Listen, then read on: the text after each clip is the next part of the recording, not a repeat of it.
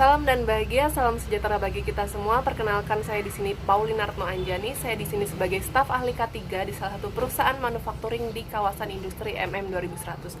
Nah, di sini saya akan menjelaskan tentang satu dan lain hal tentang bagaimana penerapan SMK 3 di perusahaan manufaktur ini. Bagaimana? Ikutin aja. Nah, sebenarnya sebelumnya apa sih pengertian dari K3? K3 itu adalah kesehatan dan keselamatan kerja. Yang di berbagai perusahaan itu istilahnya beda ya teman-teman, ada yang HSE, tapi artinya satu, yaitu satu kebijakan atau suatu peraturan yang melindungi karyawan dari berbagai resiko yang diakibatkan oleh pekerjaan itu sendiri atau pekerjaan yang mereka lakukan. Nah, dasar-dasarnya apa sih pembuatan K3 itu? Nah, dasar-dasarnya itu ada di Undang-Undang Nomor 1 tahun 1970 tentang keselamatan kerja. Nah, semua kebijakan, semua peraturan yang dibikin di perusahaan itu didasari oleh peraturan perundang-undangan tersebut. Organisasi atau suatu bentuk bantuan ya, suatu bentuk bantuan yaitu dinamakan P2K3. P2K3 ini yang terdiri dari ketua, sekretaris, dan anggota, yang dimana tujuannya sama untuk memberikan edukasi, mengawasi jalannya K3 di sebuah perusahaan. Nah, di salah satu perusahaan tuh ada nggak sih pelatihan K3? Ada. Di perusahaan manufacturing ini ada pelatihan K3 di mana basicnya atau dasarnya diambil dari peraturan Undang-Undang Nomor 13 tahun 2003 pasal 9 yang berisi tentang pelatihan K3.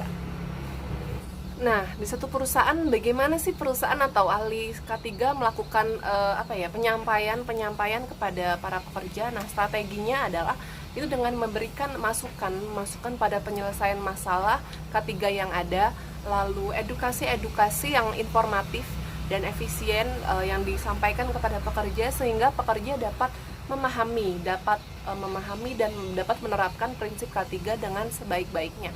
Lalu bagaimana komunikasi antara ahli K3 dengan pekerja operator atau pekerja mesin di sana, itu dengan cara berpartisipasi dengan konsisten, berpartisipasi dalam pertemuan kelompok atau individu yang digagas oleh perusahaan yang mengikutsertakan pekerja. Ketika terjadinya kecelakaan kerja atau sumber bahaya, nah, ahli K3 itu melakukan sebuah pengisian form tentang laporan kecelakaan kerja. Nah, laporan formnya itu seperti ini. Laporan kecelakaan kerja yang ada insidennya kapan, lalu ada korbannya berapa atau siapa, investigasi kecelakaan yang di sini. Nah, di sini ahli K3 akan investigasi kecelakaan kerja. Lalu ada perbaikan dan perencanaan, lalu saksi yang melihat kejadian atau kecelakaan kerja tersebut. Setelah melakukan pelaporan kecelakaan kerja, maka tugasnya K3 dan pihak terkait adalah menyelidiki, mengidentifikasi dan menginvestigasi tentang kejadian tersebut. Lalu ada tentang pemantauan dan pengendalian bahaya. Pemantauan dan pengendalian bahaya itu ada tanggalnya, plannya di mana, lokasi, jenis bahaya, dan lain sebagainya. Isu apa sih yang bisa digencarkan saat ini untuk menekan angka kecelakaan K3 atau zero accident?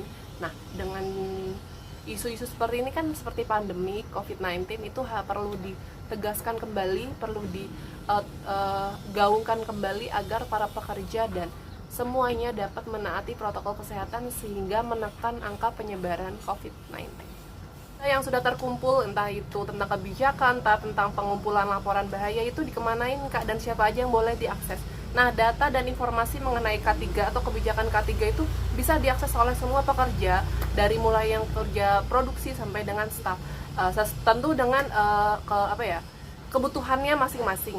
Nah, caranya gimana Kak? Dan dengan ke komputer administrasi di salah satu ruang produksi, di mana itu hanya perlu menggunakan ID card karyawan.